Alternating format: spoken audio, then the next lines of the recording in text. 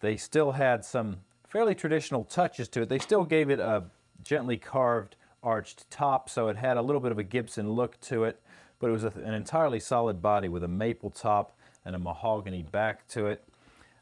This one is finished all in gold, so you can't see the mahogany necessarily. This has the neck finish too. They gave it this, what was for them a pretty radical, they really went for it. They gave it the gold finish that also appeared on the ES-295 of the same year.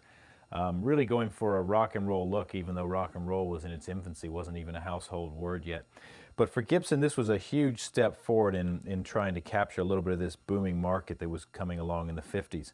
It still had the set neck, it still had a bound neck on it, and the rosewood fingerboard on a mahogany neck. Still had a lot of quality touches that people would associate with a Gibson guitar, but it was a wildly radical thing for them being a solid body guitar. Has a pair of P90 pickups, but with the solid body, they eliminated the feedback problems to a great extent, at least. That was one of the virtues of the solid body guitar. It also had a little more sustain, it had a sharper sound, you could get a little more twang out of it. So they were designing it for anybody who'd play an electric, really. They wanted a lot of the jazz guys to play these, but the country guitarists could get a lot more out of these, and of course when rock and roll came along they would do it too. But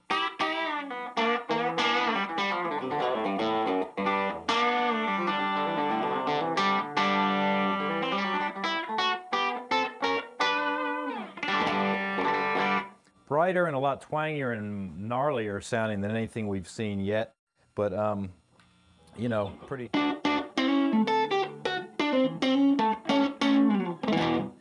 heavy sounding guitar, and they had some success early on with this. It wasn't a runaway storm of a success, but it really got them going in the solid body thing.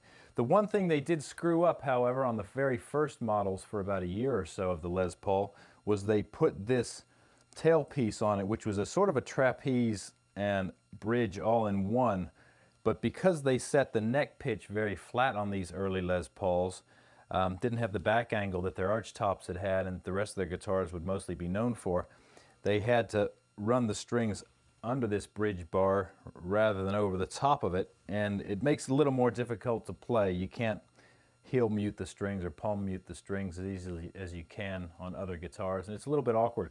But they did, after about a year or so making these things, correct it by introducing a new bridge on this guitar, and this is on the 1953 Les Paul that Carl here has, and that went a long way towards correcting that problem.